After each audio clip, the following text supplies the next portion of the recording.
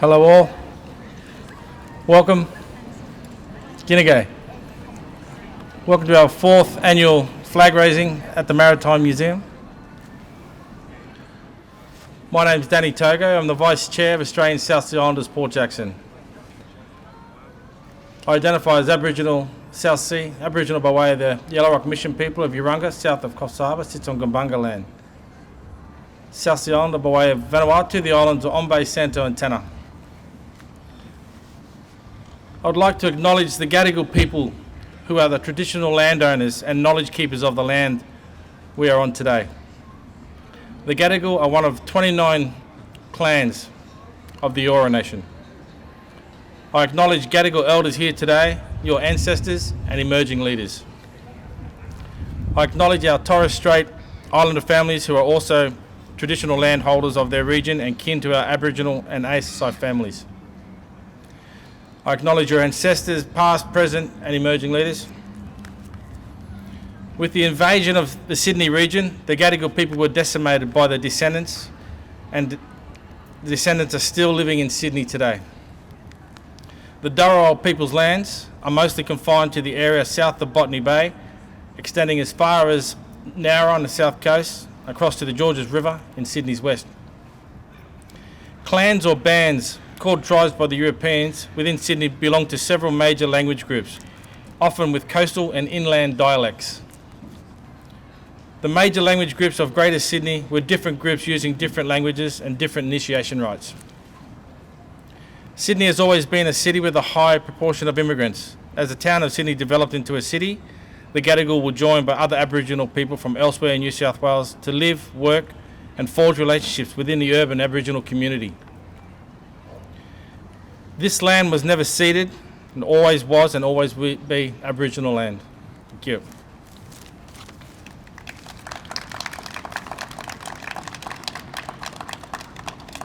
I'd like to call upon to represent the City of Sydney, the Chairwoman of Australian South Sea Islanders Port Jackson and Councillor of City of Sydney, Imelda Davis.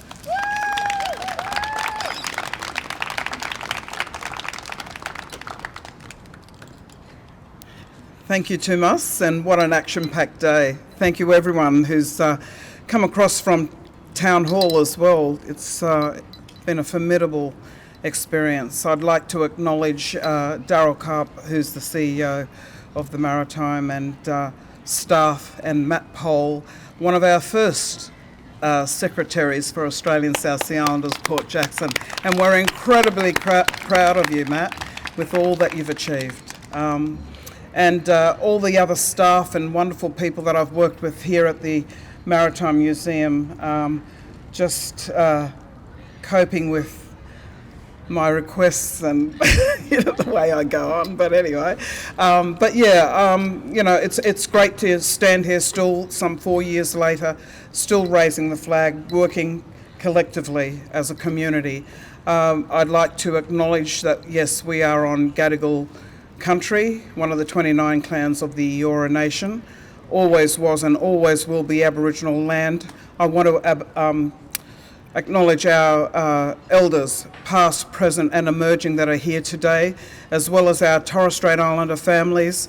Australian South Sea Islanders have an evident kinship with Aboriginal and Torres Strait Island communities and Pacific Island communities. We're the descendants of some 60,000 that was stolen from the Pacific to establish the economy here in sugar, maritime and many other industries, placed on the same Aboriginal Protection Acts or under, across missions, stations, plantations, reserves, you name it, we've been there and we're still here today. I'd like to also acknowledge our Tweed Heads families that have come out and travelled far and wide to be here today.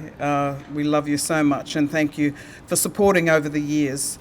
It's a big year this year for us in that it's 175 years since Benjamin Boyd brought 200 of our people from Vanuatu and Lifu.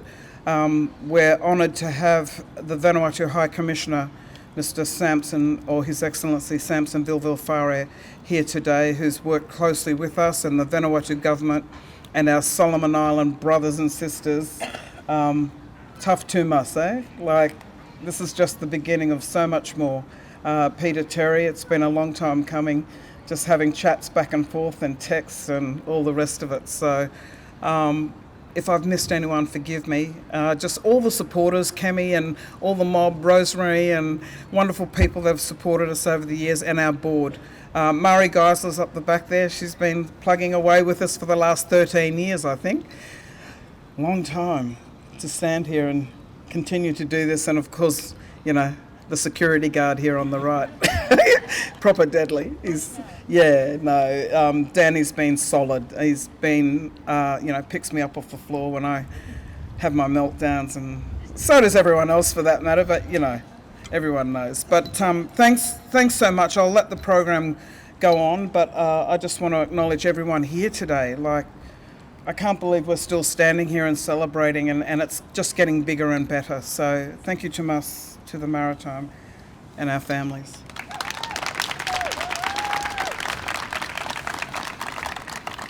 Thank you, Councillor. I'd like to call upon the Honourable, His Excellency, the High Commissioner of Vanuatu, Mr. Samson Vilville-Fair.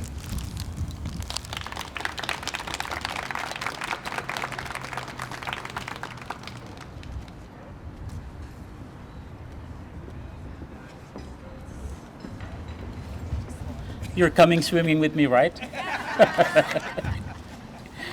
But thank you so much. Thank you for inviting me once again to speak here today in front of this beautiful museum, Maritime Museum. Before I begin, I would also like to acknowledge the traditional owners of the land that we're on today, the Gadigal people of Eora Nations, but I would also like to pay my respect to their elders past, present, and future. I would also like to acknowledge any of our families that have dual and tri-cultural heritage with the Aboriginal and Torres Strait Islanders that are here today, our elders. Welcome. Thank you once again for coming to this event today. I think it's such an important event, and I would also like to thank Australian Museum, not Australian Museum, but Maritime Museum CEO for being with us here today. Thank you, and thank you for giving us the opportunity to come here as well for the flag raising. It means so much to us, and as you know, Maritime Museum, the name Maritime for us means a sea. In my own language back in Vanuatu, we call it Alnata, or One Solwara. And so the sea holds a lot of importance and a lot of special place to us dearly in our heart, because the water does not discriminate. The water does not need a visa to go from one country to another. Instead, the water actually links us together. Water brings family together. And today we're here to celebrate that, because our families that are here, Australian South Sea Islanders, are connected with us back home via the Pacific Ocean and the water, Alnata, One Solwara.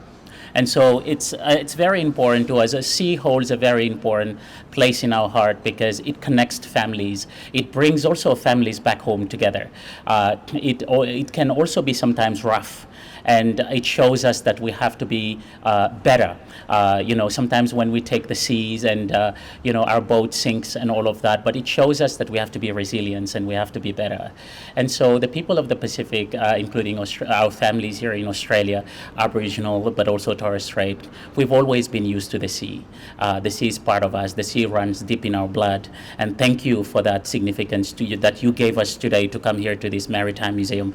It means so much to us. And as you know, the sea also feeds us. It's also our food basket.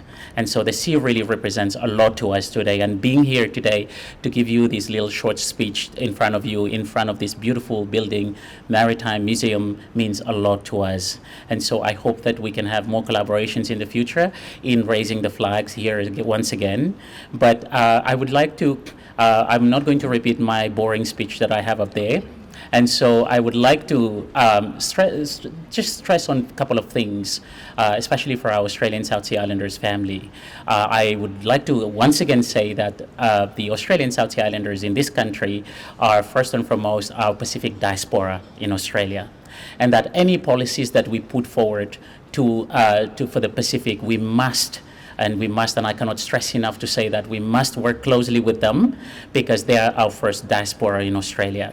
And so they understand Australian system in a much better way, and you will gain a lot in involving them in your projects across the Pacific.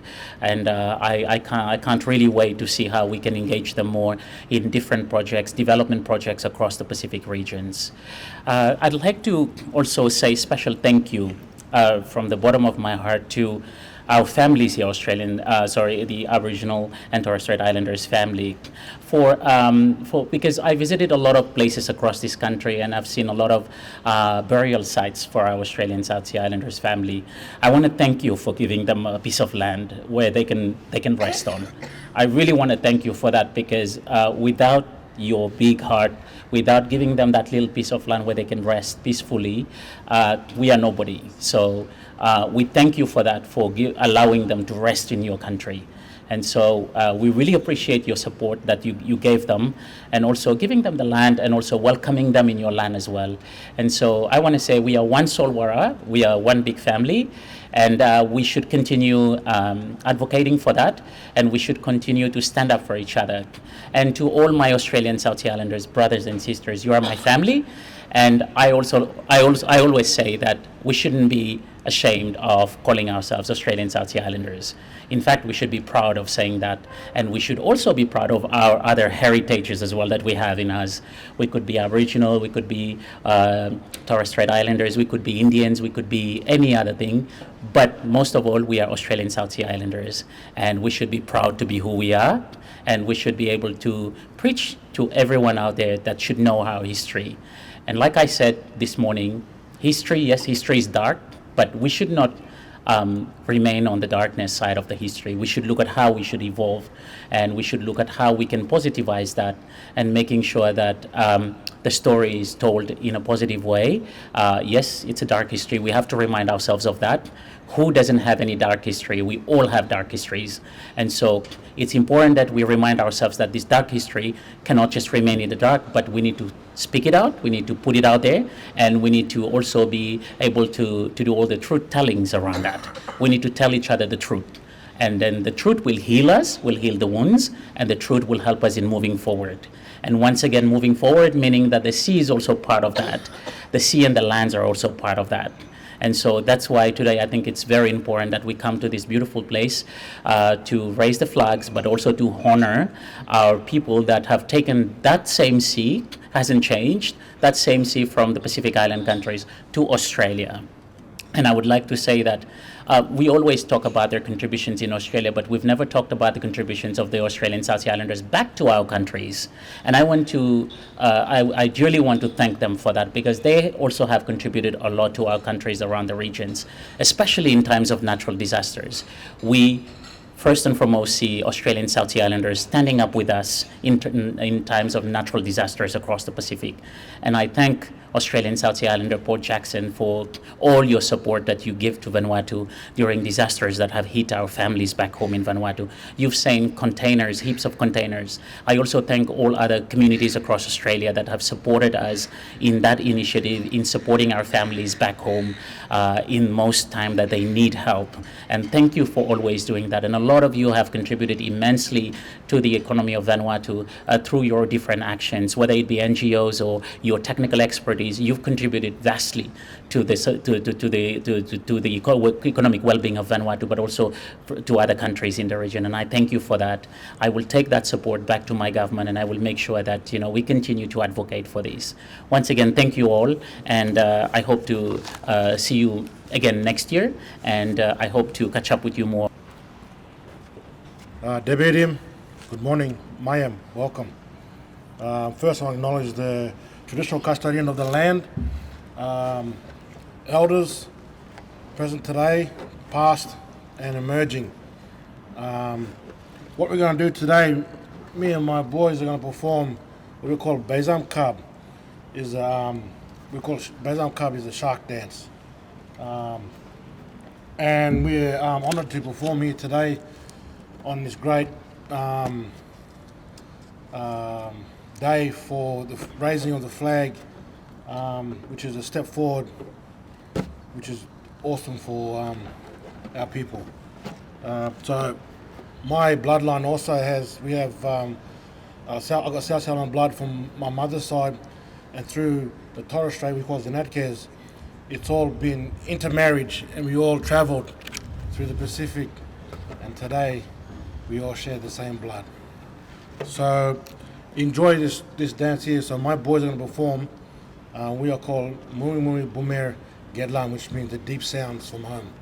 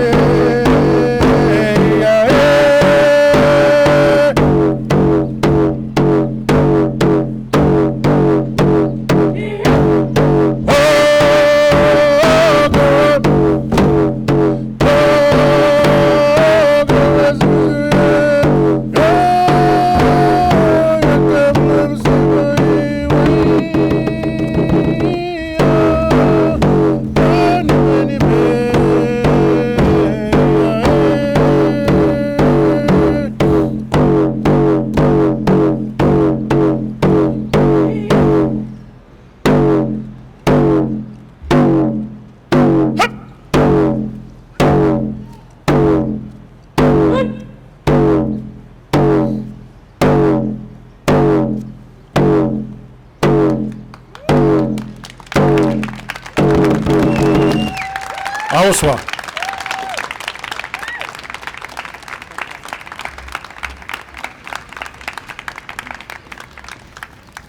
Thank you, Toby, and the Cedar Ballot Dance. Next, I'd like to call upon the Wontok Solomon Islands Sydney President, Mr. Peter Terry.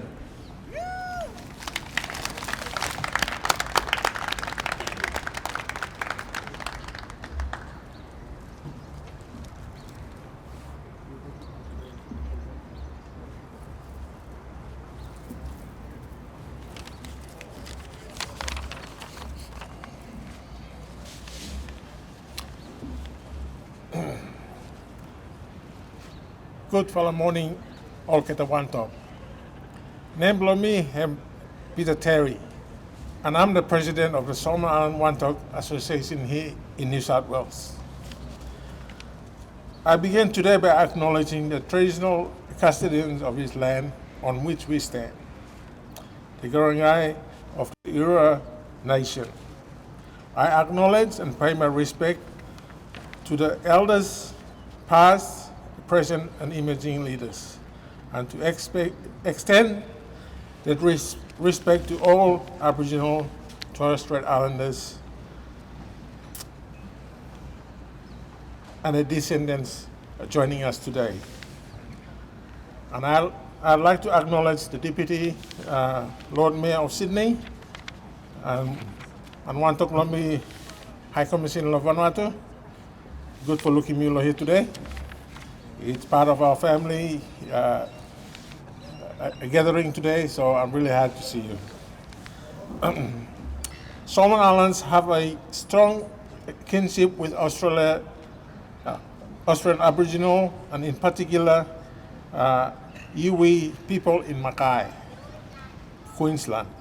Mackay's largest Australian South Sea population, predominantly by Solomon descending, and as well as Vanuatu. Hence, that's why Mackay has become a city, Sydney, to honor Solomon Islands, which is the capital. I am a descendant of the blackbirding slave trade from the Solomon Islands, where approximately 20,000 of my people were kidnapped across the island provinces. Mainly, all the men that have been lured to the ships and been put in the ships, and that was the last time they ever see their family. And that would including women and children as well. Now, the Solomon Island Wantok Association here in Sydney has established in the early 20s to assist and create a sense of community, belonging and connection to our motherland, to our younger generation and all the Somalians traveling to and dwelling in Sydney. Additionally, our committee has committed and looking forward to work closely with the Australian South Seas Islander communities here. To conclude, I would like to introduce our Samoan dancers, just a piece of our dance, which the Malita, which the island I come from, which is Malita, and probably all of you would know the Malitians aren't really not soft-hearted, but they could be soft-hearted at the same time, and they could be really ruthless as well too.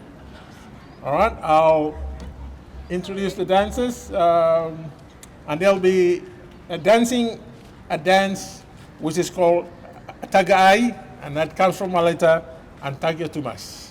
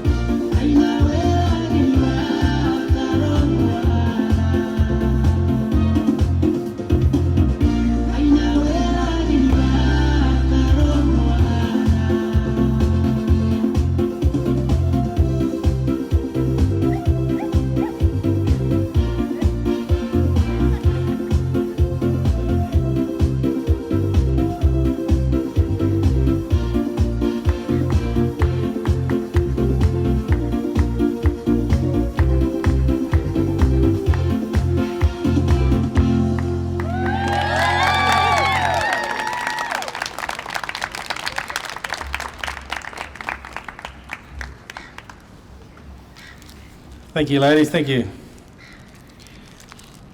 Next, I'd like to call upon Secretary of Australian South Sea Islands, Port Jackson. Melina.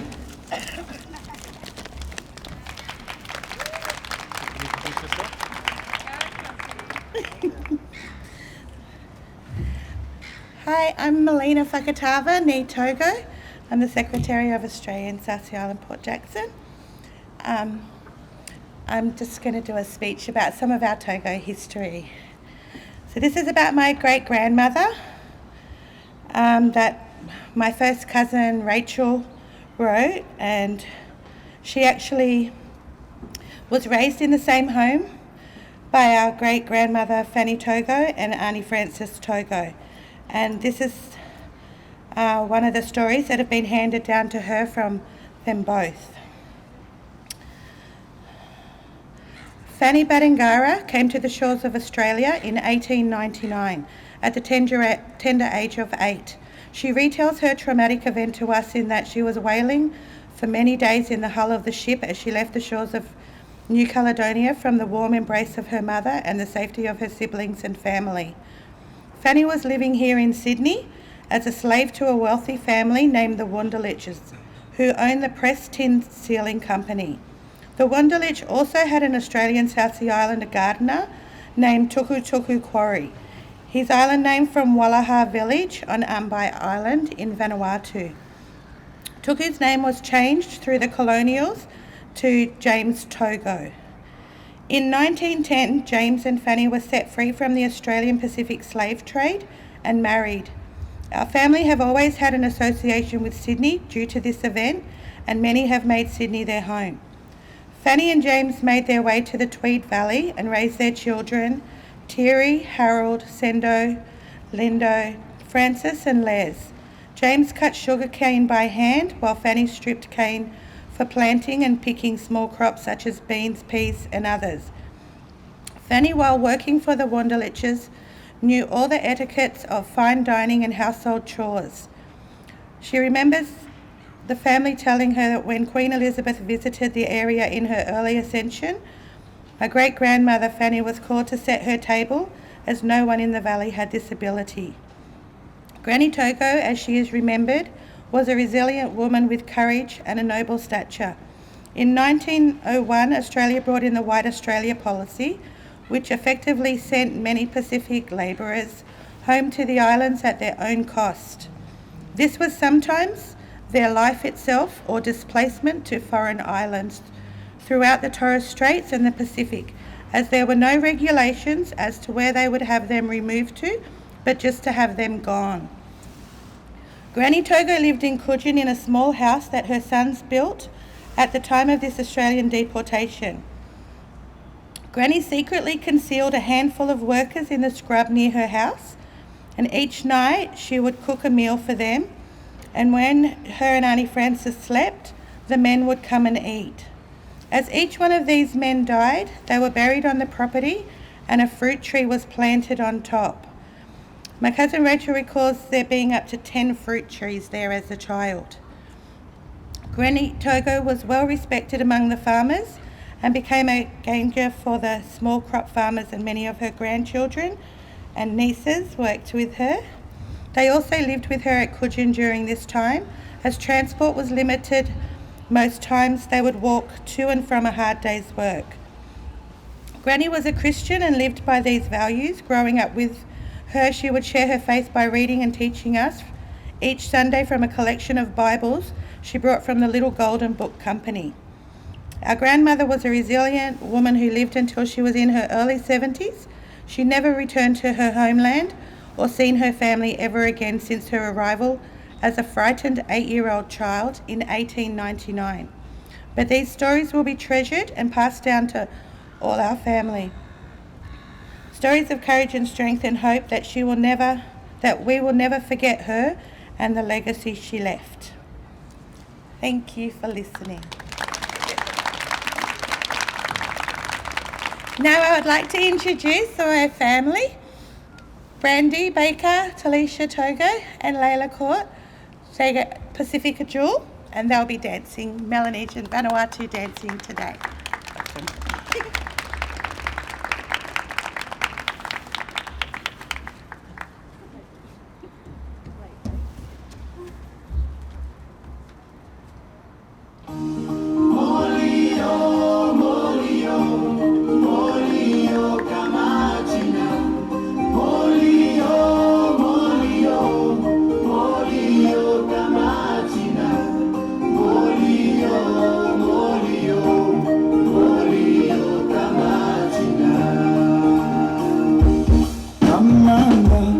tamanga, tamanga le ofina.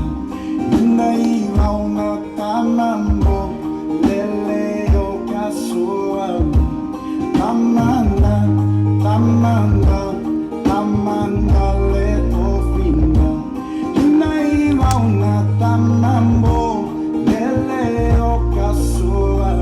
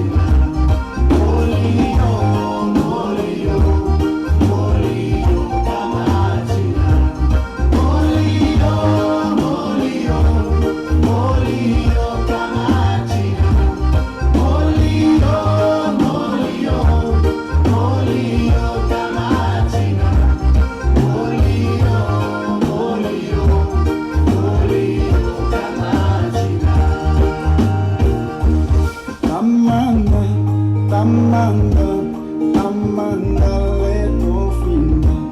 Ina iwauna tamambo, lele o kasua. Tamanga, tamanga, tamanga le ofina. Ina iwauna tamambo, lele o kasua.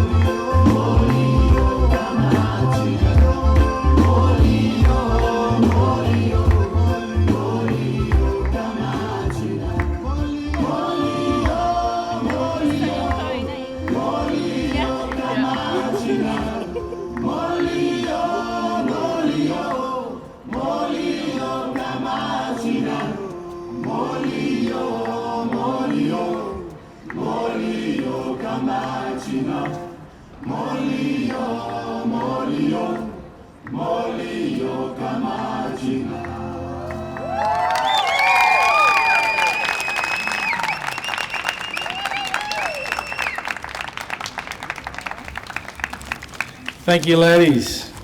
Pacific Jewels. Next up, we have an artist. The art of spoken word has a title, Blackbird. It's Elijah Tovio.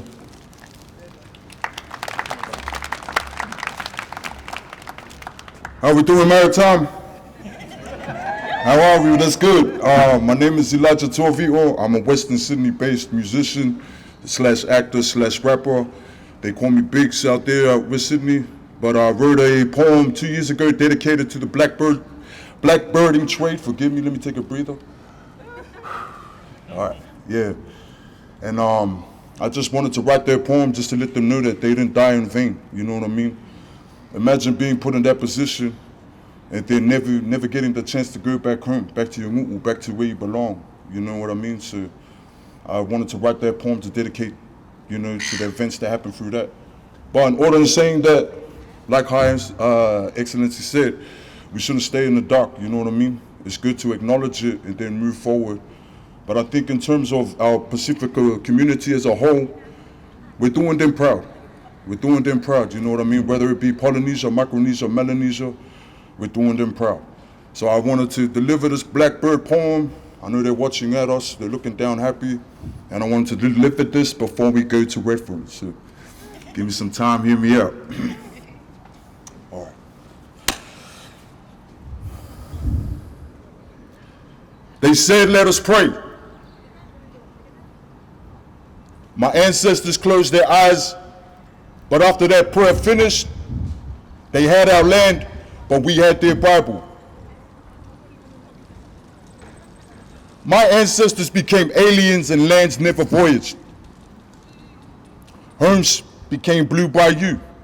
The song turned into a dream, but the dream never came true.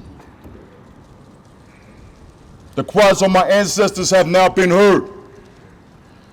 For purposes worth it. I stand strong and I represent because of you.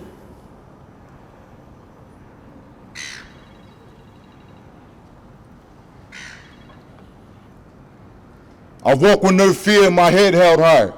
That's because of you. I name my movement Blackbird.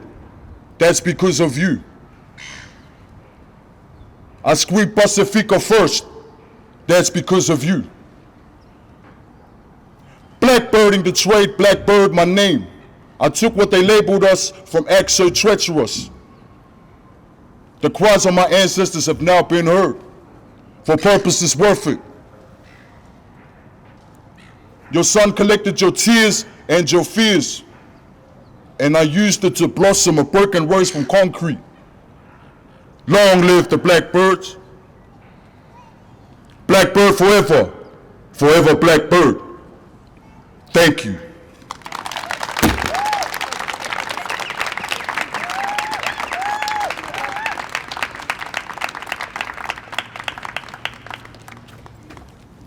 Thank you, Elijah.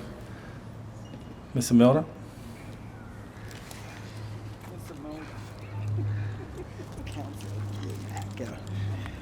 Wow, Elijah, something else. Calling on the ancestors. So proud, so deadly. Would our CEO like to come and say a few words, please? It'll be a privilege. Thanks so much. Sorry to put you on the spot. Thank you very much, Imelda, and thank you all of you for joining us here today. I'm so moved by what I've just seen and listened to, and I don't think there's much more I can add to the event today other than to say thank you so much for including us in this journey. You know, as you said, there are some dark histories that really need to be brought into the light. We need to all share those stories. And to acknowledge the past, the present, and to build a better future for all of us together. So thank you so much, and thank you all of you for being part of it here at the Maritime Museum. We truly value these relationships. We truly value the connections we have with the stories of the sea, and particularly with all of our, I'd like to say, family. Yeah. Thank you. True that. Thank you. Sorry to do that to you. Okay, everybody, I think we're going to proceed out to the front to raise the flag, but just quickly, there will be a 20-seater bus across the road. Can you ring Tim? The City of Sydney are supporting us in making sure that everyone gets to the Redfern Community Centre safely. So those who can and don't have a lift, the bus will be picking up across the full performance, and also our Pacific Jewels will do a full performance. So all of this was just a teaser. And then we've also got an elders symposium where some of our community leaders are coming in Oral historians are coming in to share their story. Uncle Tap Whaleboat will be speaking. Kaya Abwaji, Ni Sailor, she's going to be doing a keynote today, and a number of other wonderful people. My apologies if I've forgotten anyone. But thank you to Mus, and really grateful narrator, always flipping the script for us and making it happen, and the team, the PA or EA or what do you call it, tech team. Thank you so much for making this